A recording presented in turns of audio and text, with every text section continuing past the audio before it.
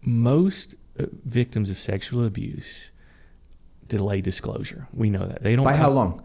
4 decades is the No average. kidding. 40 years? 40 years. The most common disclosure happens when the victim of that abuse is in their 50s. So think about what the trauma of the abuse and then living with that burden for 4 decades before you tell anybody.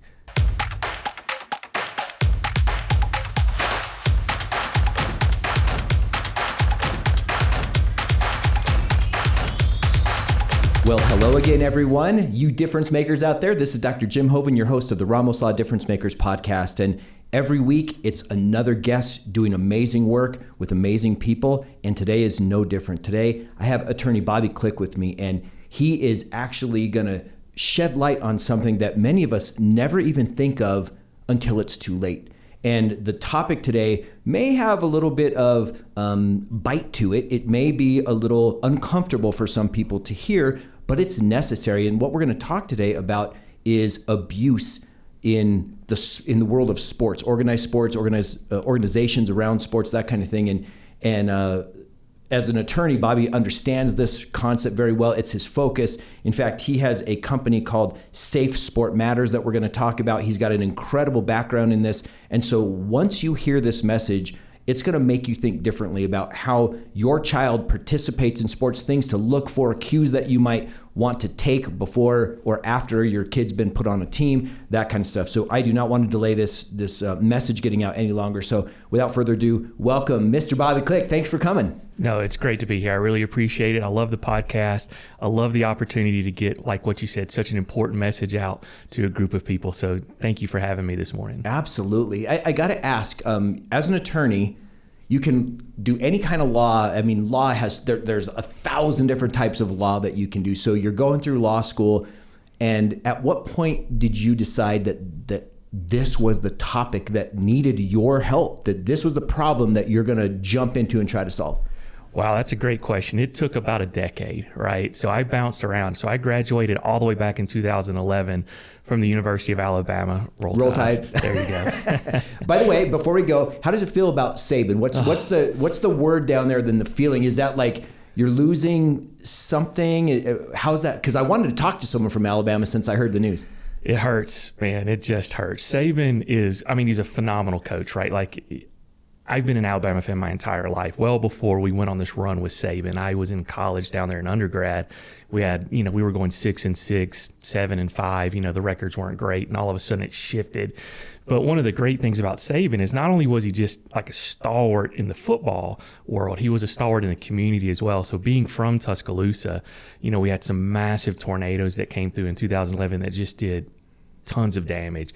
And Saban and his wife, Miss Terry, really got involved in the community. So it's tough, right? You're not only losing this pillar of the football world, you're losing this pillar of the community as well. I still think he'll be involved down there, but yeah, it just hurts as a fan and as someone who just loves, Tuscaloosa and Alabama. But look, he gave us 17 fantastic years. So for me, it's like, kudos to Saban. Can't ask for anything more. I hope he enjoys retirement, because if anybody earned it certainly Nick Saban did. I love that. Well, thanks for that little interlude, because I was fascinated by hearing the news. Shocked me. That was a crazy coach weekend, as it turns out, with Belichick and Saban, and of course up in Seattle with Pete Carroll. But anyway, that's for another topic. We can do that one another time.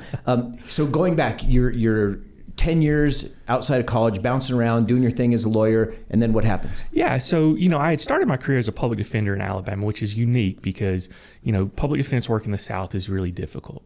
And Alabama is unique, at least when I got out of college, is because it did not have a statewide public defender system like what you see in Colorado and a lot of other states. So even before I graduated, I had accepted a job with the Tuscaloosa County Public Defender's Office, which was really the only public defender's office in the state. Every other county handled appointed work for criminal defendants by, either appointments or contracts, things of that nature, right? They didn't have a dedicated office.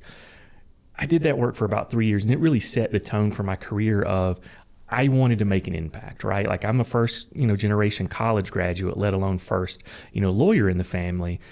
And when I was in law school, when I was graduating, it was like, I want to be a lawyer to make a difference, right? That's really what pulled me to law. And that's what's pulled me to the public defender's office. So I did that for a number of years and then moved into private practice and never could find the fulfillment that I got while I was really serving the public in my, really important in Alabama. So started looking around for positions and ultimately found this organization in Denver I had never heard of called the U.S. Center for Safe Sport, right? I was like, I don't know what this is. Most people don't, right? It was a nonprofit still going today based here in Denver that had federal authorization. So there's legislation on the books that gives this nonprofit in Denver authority to investigate allegations of misconduct in the Olympic movement. And I'm like, I love Denver. Colorado's fantastic, right? Like, I mean, being from Alabama, I could leave the snow. Yeah. But it's a hard place to be, right? And so I came out here and thought, you know what I want to do?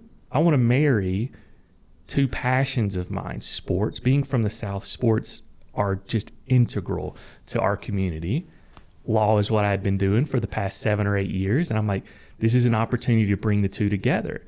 And so I moved out here with the family to become an associate legal counsel with the center. So you got the job first, Yep. and then you came out? Came out to Denver, got to look behind the curtain, right? Meaning I got to see allegations of abuse and the amount of abuse that was occurring in sport and just never thought about it that way. And that was it, right? That set me down this path to where I don't think I'll ever be able to do anything else. Like, This is what I want to do. Like I said, when I can have the opportunity to take skills that I've learned over the years as an attorney with a sports passion and now an understanding of the need, bridges those together, and here I am. And that's what I'll be doing for as long as I can do it. I love that. Let's talk about the need for a minute. So when I was looking through your background and kind of checking out how you've gotten to this point, I was interested with this U.S. Center for Sport, right, in the Olympic movement. And I'm like, okay, what level of athletes are we talking about? Yeah. Are these Olympic team athletes? Are these pre-Olympic athletes? I know you got club teams that funnel up to Olympic teams. So define the scope of work, if you will, and the problem.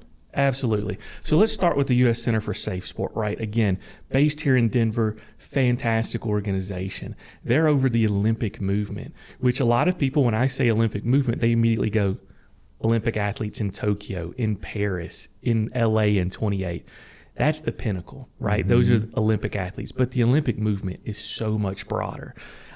It encompasses 10 to 12 million people in the United States. It is millions, right? It is massive. I use this as an example. This podcast will probably outlive me, and my 7-year-old son isn't going to appreciate this, but I use him as an example all the time. My 7-year-old son plays soccer. He's a 7-year-old playing soccer. He's not, shown any like Olympic ability yet. Maybe he'll have it. I don't know.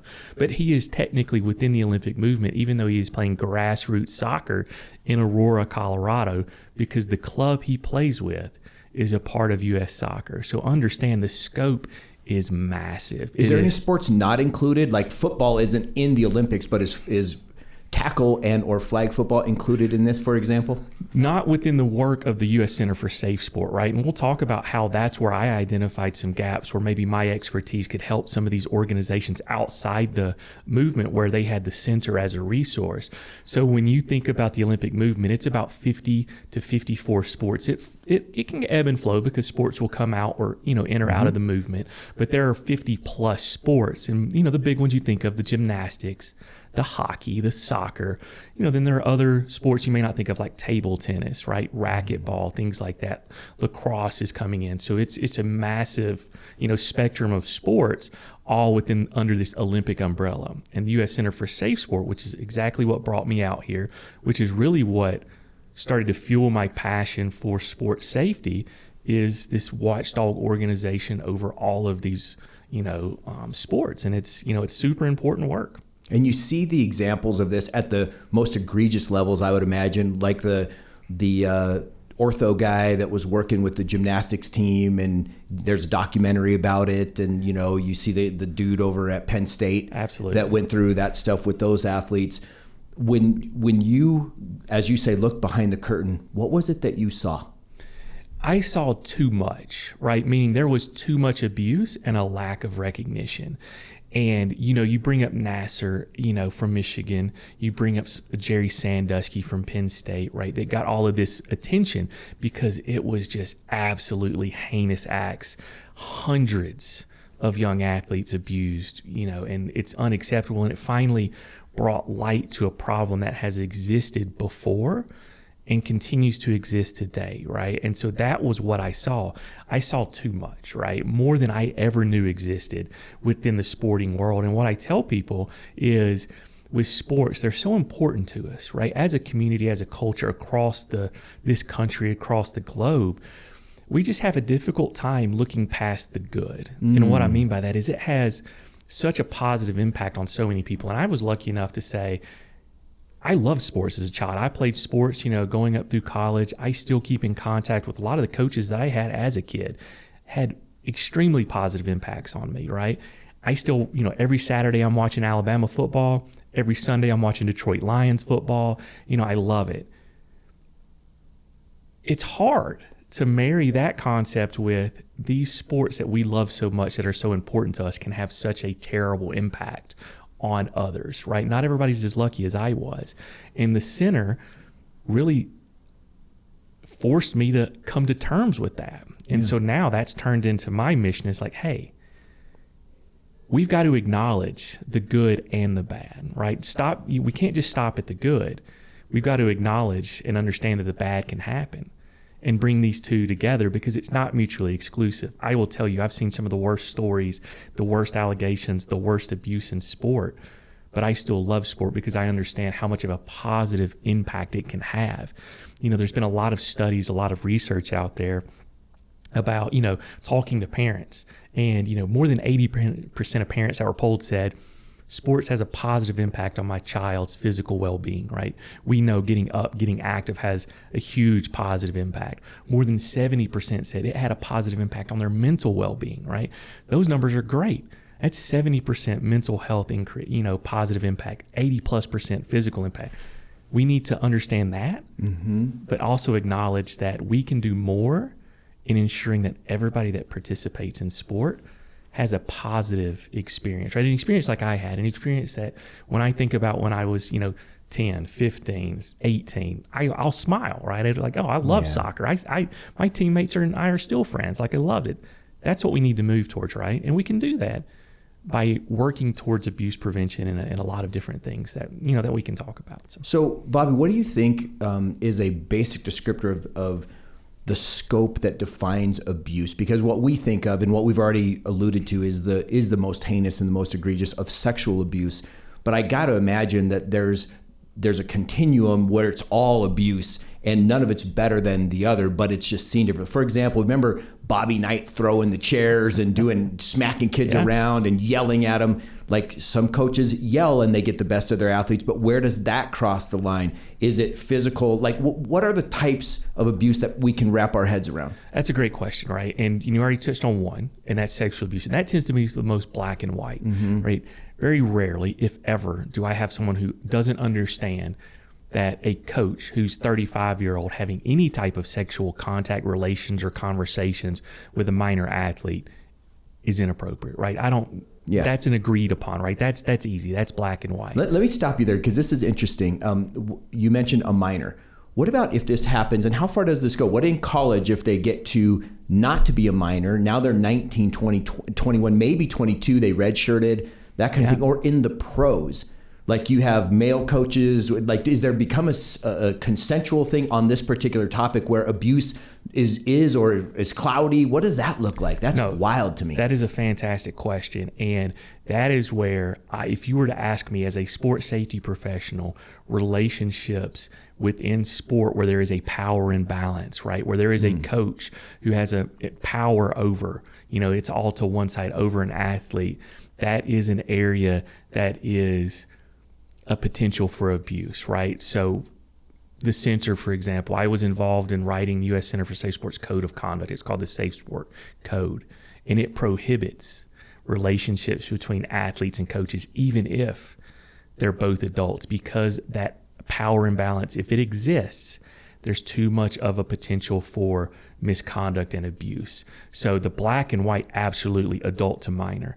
I will tell you that even adult to adult in the sporting world, where there is a power imbalance, where one party, like a coach, has authority and power over somebody like an athlete, that control, that power is too much. And we have to look at that as well. There should, the center made a rebuttable presumption, to use some legalese, to say there's a rebuttable presumption that this is essentially misconduct, that there is a power imbalance and that this shouldn't occur. So I 100% agree. That is a little bit of the gray area. Yeah. People outside the sporting world will say, these are two consenting adults, right? Two consenting adults, stay out of their business. And what I say is, like, I understand, like, I come from that, but I've seen too many times where that position of authority is used to influence, potentially manipulate, that athlete or that individual with less authority, less power, into a relationship, right? You think about in sports, coaches often control scholarships, even for adults. They control access to sponsors. You have coaches who are very successful getting individuals to compete better than they've ever competed, right? You're not going to do better with Coach A. You're only going to succeed if you're with me. That's too much. So, my professional opinion has always been that we have to look very, very carefully, even at relationships between adults and adults, if there is that power imbalance. What a great answer. And so now, just to murk it up just a little bit, what about as you go, we'll call it down the food chain? Maybe it's an assistant coach, maybe it's a trainer, maybe it's an equipment person. Do they not now have that same authority over as what a coach, so that lessens the responsibility of adult to adult thing? Obviously, it's absolutely minor to adult. Don't care who you are, just can't do it. Absolutely. But is there a gradient of what's considered someone with affluence and power over the other one? 100%, right? I think it's a totality of the circumstances. Again, to use the wonderful legalese that we lawyers like, you have to look at everything, right? And a head coach, it's easier, right? They may be the end-all, be-all of that sports team, right? An assistant coach, though, may still be able to exert significant influence or control, right? As you go down that food chain, so to speak, as that control lessens, as those, that power, that influence isn't as much, there is less likely of a chance that they're going to be able to use that power imbalance to influence or manipulate. So you have less of that potential, right? The idea here is no one wants to micromanage the lives of adults or minors, right? But what we do want to is use the information we have to create the safest environment possible. And what we know is, as that power imbalance, the bigger it is, the more of a risk that there is for influence, control, and potential abuse, even from adult to adult. So now that we've stepped through that landmine, let's go back to what we were talking about with the scope of abuse. So that's at one end. How does it look going down from there or across from there? Yeah, across is a good way to put it, right? And I will say the three buckets of abuse that we typically think of in the sports world or in just the abuse world, we talked about one, right? Sexual abuse. The others are going to be referred to as physical abuse, which, you think of as physical, right? Yeah. You're hitting, you're punching, you're doing too much. Emotional or physical abuse, right? And emotional or psychological abuse. So I call it E&P. I say we've got sexual misconduct, then we have E&P. We have emotional and or physical. Those are the three buckets that I refer to. And those are the gray area, right? Exactly what you were talking about. Emotional abuse is, one of the most difficult, one of the most underreported, because it's one of the most difficult to define, right? It varies not only from sport to sport, because what you do in football may be different than what is necessary in table tennis, right? Like, it may be you need to go run 3 miles, in this amount of time for football to get ready. I don't know that would be appropriate in table tennis, right? So it varies from sport to sport. It can vary from level to level, meaning a 10-year-old amateur athlete versus a 17-year-old who's preparing for college or the Olympics, right? We you hear about tough coaching. It's a moving target. It's 100% a moving target. And so that is where it is very difficult. And what I tell people all the time is exactly what you were hinting at, is there are all types of abuse. I don't like to refer to one as more severe than the other, because when I was at the center looking behind the curtain, I saw what happened to young girls who were emotionally abused by their coach. I saw the eating disorders. I saw the body image issues. I saw the lifelong trauma that came along with emotional abuse, right? That had no sexual elements to it. The same thing is true about physical abuse. So I think for us, we have to come to terms with all of it, but it is so difficult with the emotional abuse especially, but also with physical, because it's not as black and white as the adult to minor of the sexual world. It varies from sport to sport, from level to level. But just because it's a difficult thing to define doesn't mean we can't define it or we shouldn't try. Right. And that's where I call on not only the sports safety professionals, but the sports experts, right? The athletes, the coaches who exist in that sport who want to move this forward and say, we've got to come together. We've got to set the baseline of what is and isn't appropriate in sport. And that's all sports. So for gymnastics, the gymnastics athletes, professionals, right? They're doing it. Yes. They have to come together, right? Because they know better than I do. I know the trainings, the education, how to respond or investigate. I don't know what is necessarily appropriate for a level 6 gymnast to do on rope climbs or push-ups or on the uneven bars, right? I lean on those who have lived that in their life, those gymnasts and experts in that space. That's what we have to do. So I think you're exactly right. It is difficult, but we can do better in defining what is emotional, what is physical abuse in the sports world. I tell people all the time, I think the center has put together a fantastic code of conduct in the Safe Sport Code, and it will define out what the center has said. This is at least the baseline of what emotional and physical abuse is, right? Like it's punitive, or it has no coaching or education or training purpose, right? Like a coach gets mad and screams and throws things or says, I don't want to look at you, run until you throw up, things like that. And so we're getting better at defining it, but we got a lot of work to do. So how about this nuance to that then? So everything we've talked about now is people within a team or within an organization.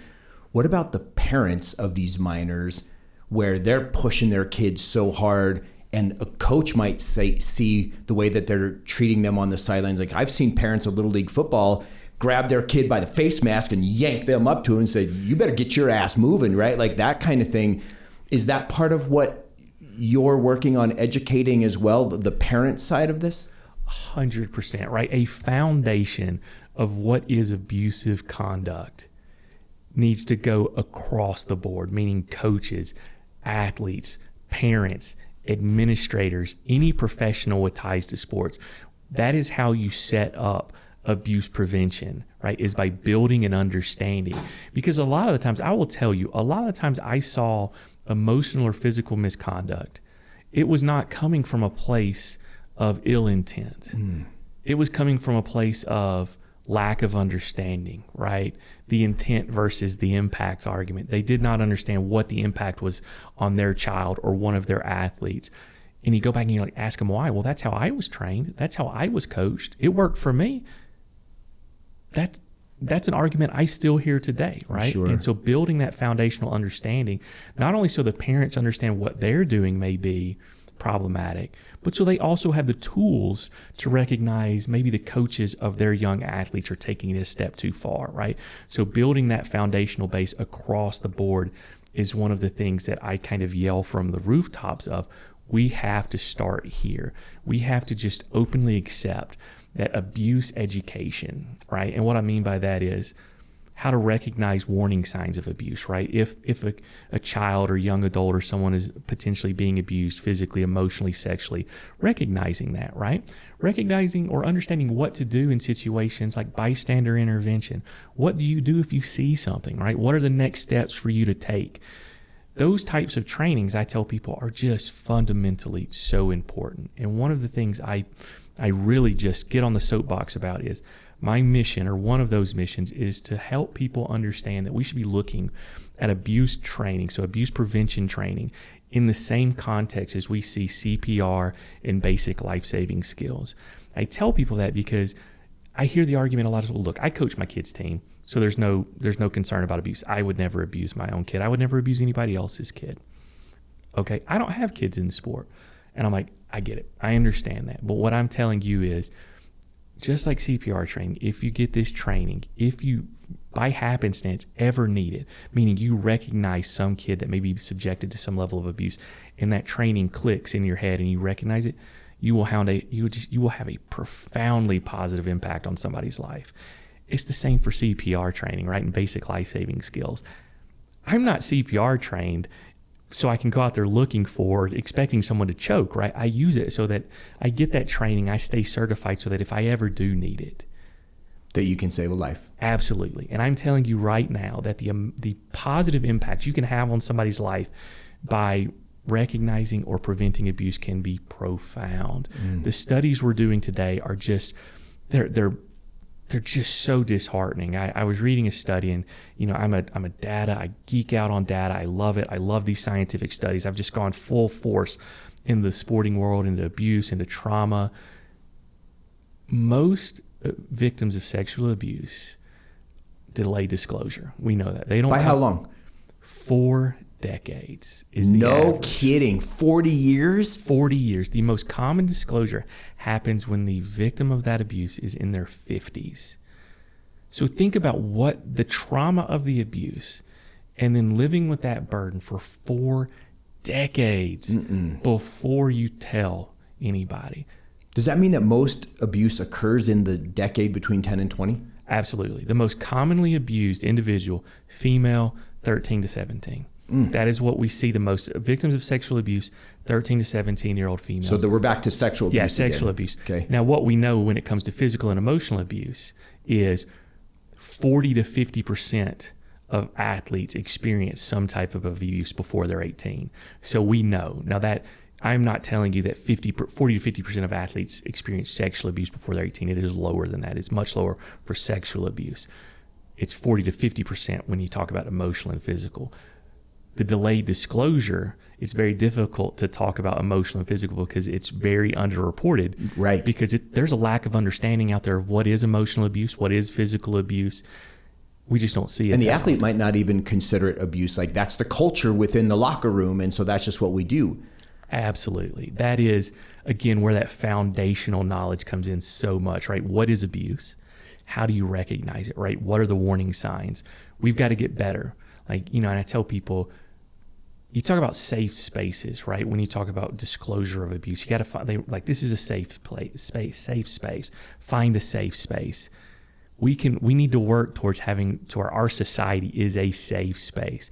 I don't like the idea of a survivor living in a society where they, for a number of reasons, where they feel like there may be shame or stigma associated with it, aren't comfortable coming forward for 4 decades, right? So that's, again, these numbers are just mind-boggling Insane. to me. Yes. Is there a widespread or a measured level of this abuse among teammates? So especially you got the high school kids where you got the seniors and the freshmen and the hazing thing, and I don't know how high the scale goes. Like, does that, I don't know if that starts at 6, 7, 8, 9, or if it really proliferates in high school where now you got the size differences. Does it continue into college?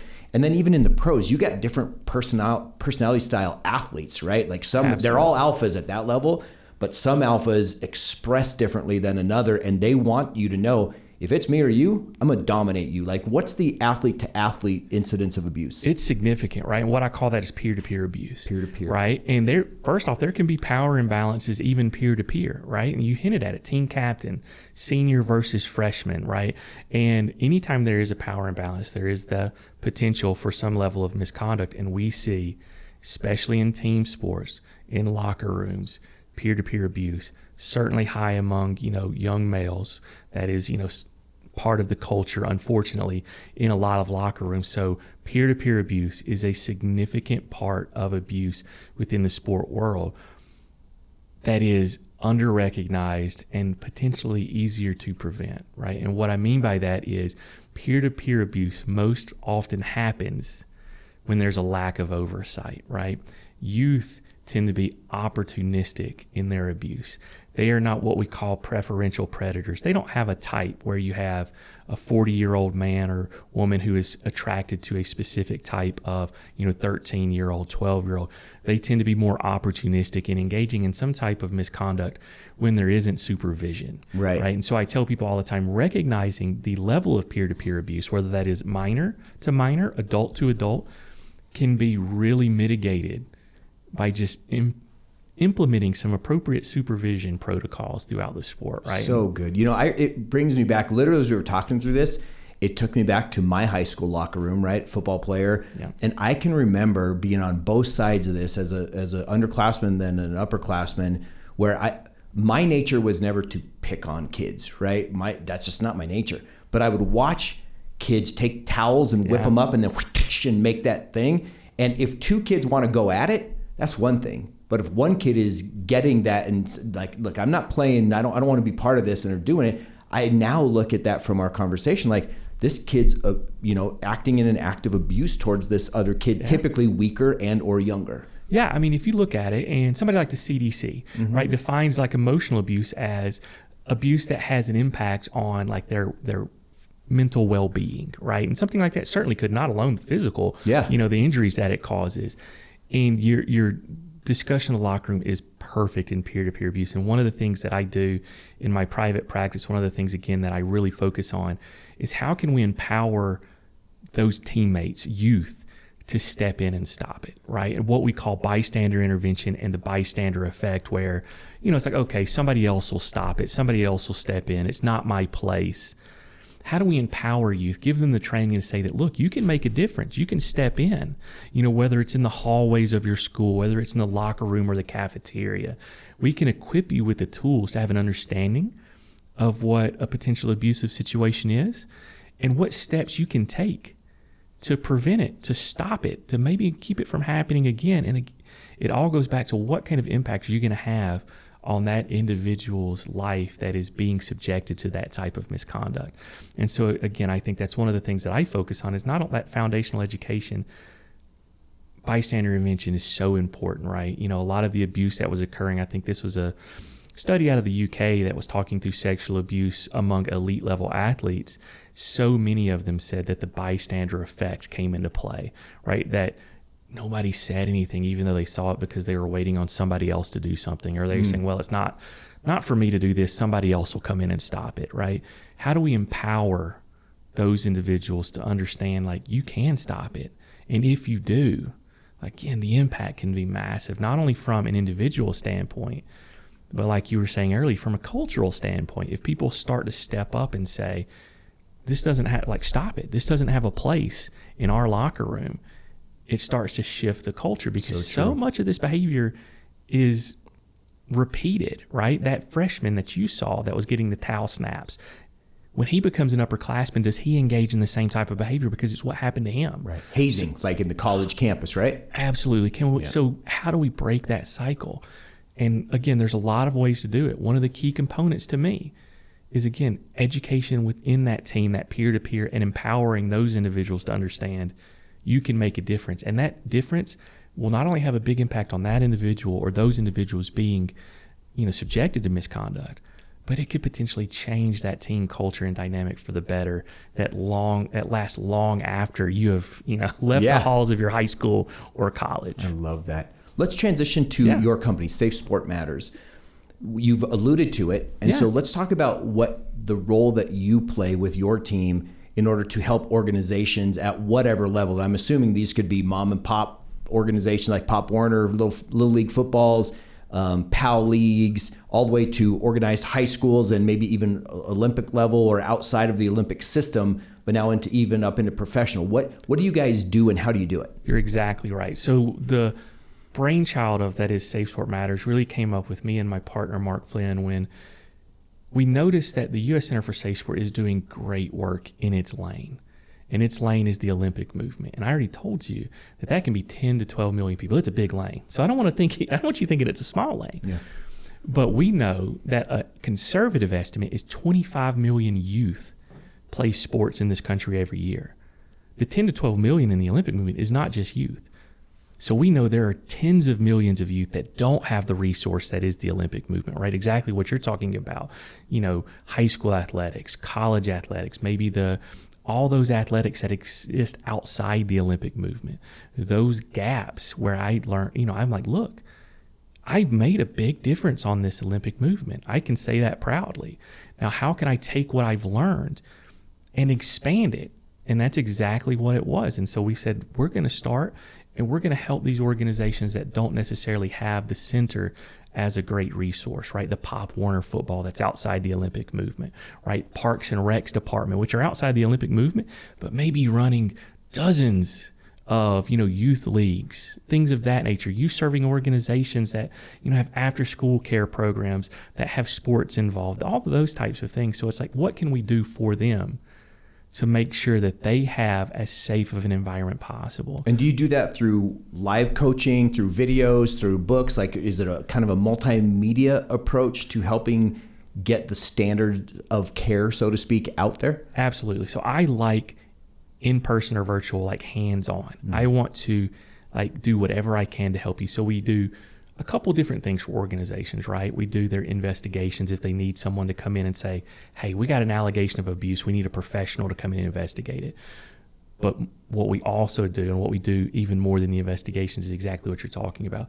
Policy review and development, right? I tell people all the time, that's, a great step in the right direction. If you have up-to-date policies and procedures, let us help you get those policies and procedures in place. We'll review them for you. We will draft and help you work with your organization to get as up-to-date of policies and procedures that, abide by best practices and current standards.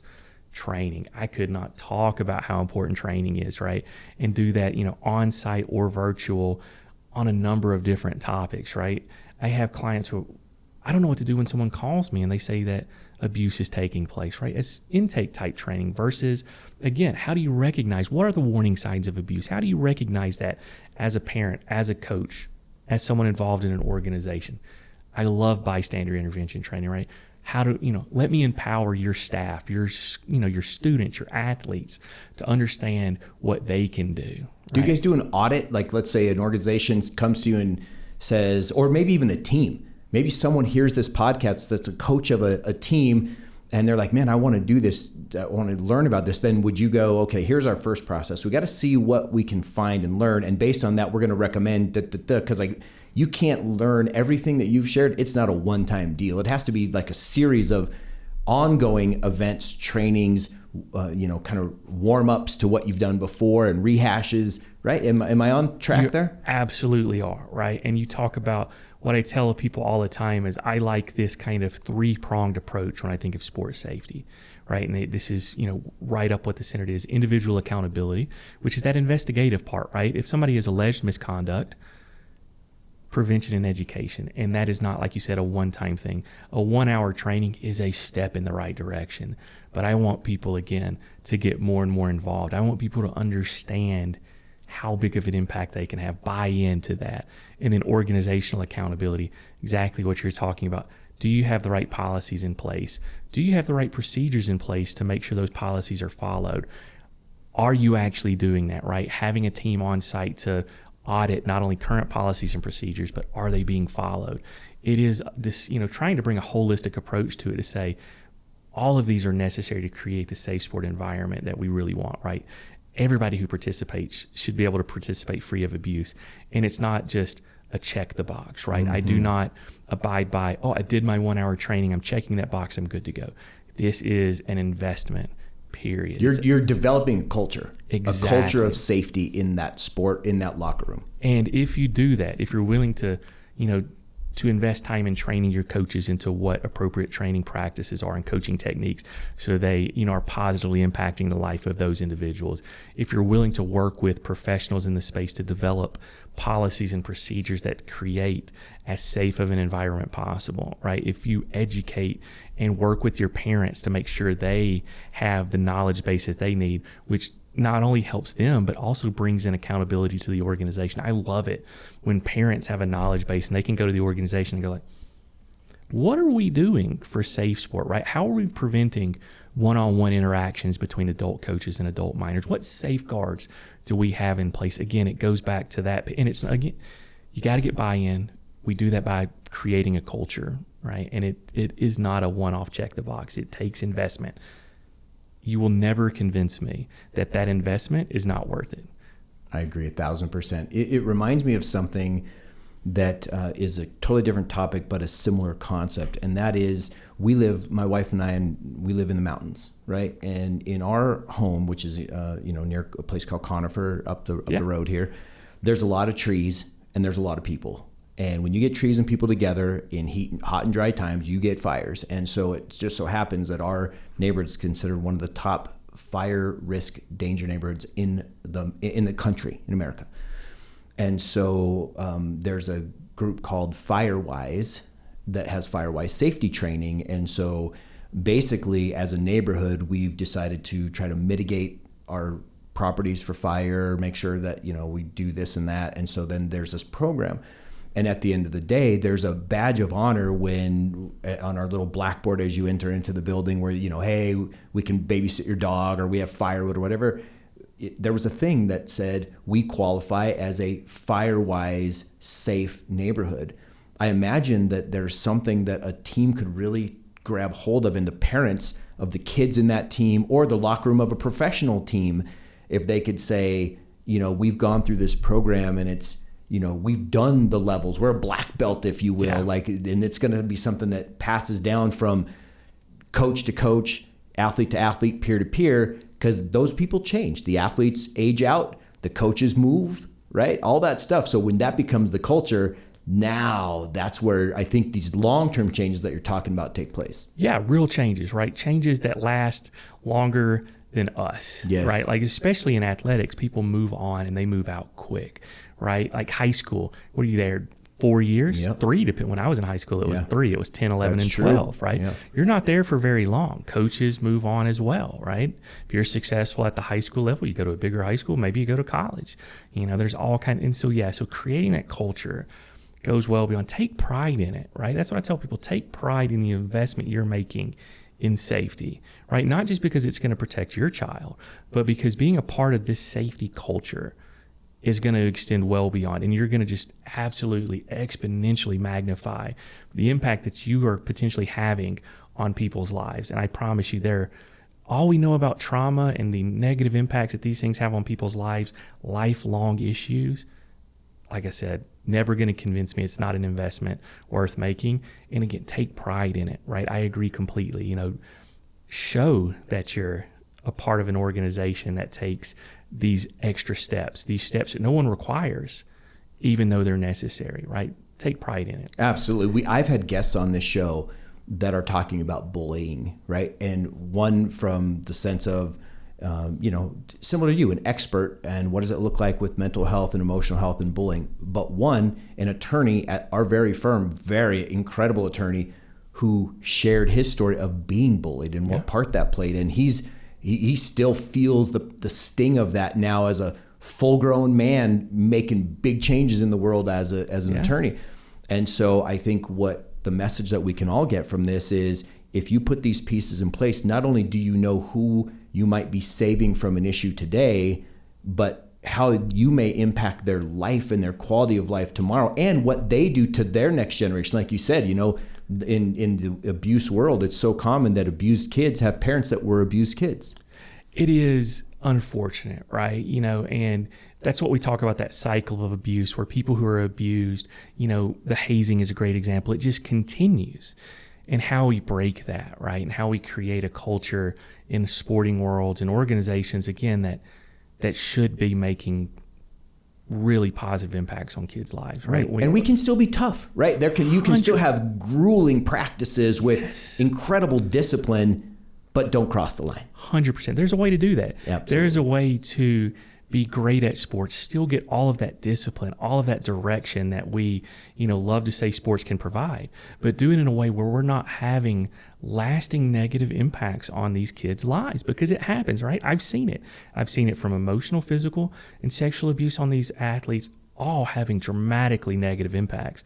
That's not what sports are. That's not what any of us want out of sports, right? And I think we can get there. And I tell people all the time that education, I work with organizations here's your education base, right? Like what we were talking about. Here is your screening policies to help, make a better environment. Here are your policies and procedures. Here's your oversight. All of these things that really play together to make the safest environment possible, that hopefully, I always tell people, if you get buy-in from the organization and it goes down, the whole organization sees it, they want to be a part of it, you see that systemic change, that cultural change, and all of a sudden they don't allow that type of conduct. It's a safe space. Yes. So you have not only really productive and successful athletes, but when they leave, they don't have that lasting negative impact that some have. Instead, they're more like somebody who was lucky enough like me that looks back with a lot of, I love sports, a lot of gratitude. I love, those people that were involved in my life. Fantastic, right? That's what I want for everybody. And again, I think as a society, knowing that tens of millions of kids play sports every year, that we know, like I look at studies where they were looking at like anywhere from 38 to 72% of athletes are subjected to emotional abuse, 9 to 30% sexual abuse, 11 to 21% physical abuse. Those numbers are unacceptable, right? We can do better. Let's do it. Let's do better. How do you do better, right? And those are the things that my organization and organizations like the U.S. Center for Safe Sport, organizations, in other parts of the country and the globe, right? Canada, the UK, we're starting to come to terms with abuse in sport. And we got to do better. We do. And Bobby, you are doing great things. And I'm sure you work nationally. And so with your national footprint and what you're doing, if people wanted that watch or listen to this, want to reach out and get a hold of you, what would be the best way for them to learn more or to see, maybe I can apply this to my team? How would they go about connecting with you? Shoot me an email. It's bclick@emfig.com, right? And so shoot me an email, go to emfig.com, the website, take a look, right? I tell people all the time, I want to be a resource. If it's just a quick email because you just want to have a 5-minute chat about a question that's in the back of your mind about sports safety, call me, right? Email me, because I want to be a resource. I want to take what I've learned, through years of practicing law that included defending individuals that were accused or ultimately convicted of engaging in sexual abuse, defending organizations that had employees or volunteers or staff members who were alleged of engaging in abuse for, vulnerable populations, to taking that and applying it to sport. What I've learned is saying I can be a change maker, right? We can turn this into a social enterprise where we make a difference. So I tell people all the time, I love to talk. I love it. Just give me a buzz. Nice. Look at the website, reach out to me via email, and I will do everything I can do to put you in a position to be successful in the safety world, meaning have a safe environment for your organization, help you understand what is potentially abuse, all of those things. I want to share what I know with as many people, which is why I love and am appreciative of coming on podcasts like this to get the message out there of how important this is, right? How much of a problem is out there, but that doesn't mean, it may seem like an impossible task at points, but I can tell you it's not. And we can do better. We are doing better. And I just want to keep the movement going. I want to keep the sports safety movement going for as long as I'm here. Like I said, it's just become the mission of, an Alabama lawyer who somehow transitioned to Denver, has a couple kids in sports, and I'll do everything I can to make it safer for everybody. Oh, man. Well, that is a beautiful message. And Bobby, one more question for you. If there was a piece of advice that you've learned along the way through all this journey, or that someone gave you that is just fundamental in how you do your life, what would that advice be so that we could all learn from that as well? That's a great question. I'll take it to a quote from, you've already heard I'm a big sports fan, right? So Muhammad Ali, I'll take it out of football. Service to others is the rent we pay for our space here on earth. Ooh, right? That's good. So it's a good quote. It's room here on earth. I always say space, but Muhammad Ali had a fantastic quote. And what I try to live by now, and there were even, back as a public defender, what I'm doing now, even though it seemed like impossible task, is you can make a difference, right? You can have an impact. And that is a lot of what the message is that you will see as a theme through trainings and education and policies and procedures that I'm helping people develop. Don't underestimate, don't diminish what you can do as an individual or as an organization, right? The bystander intervention type training, having the policies and procedures, right? As we empower people, it'll just start to create the culture that we want. So don't diminish what you can do to make a difference in somebody's life. That's awesome. Well, this has been a treat for me, a complete joy. Thank you so much for what you do for our kids, our adults, everything that you're doing, and just know that you are making a difference. No, I've loved being here. I thank you so much for giving me the opportunity. And for those of you watching or listening, I hope you enjoyed this. I know, again, there was some stuff that is not easy to talk about, but it's real. And so I hope that you'll share this message, send it to people that you know that are involved or that can make a difference. And until next time, I want you also to keep making a difference.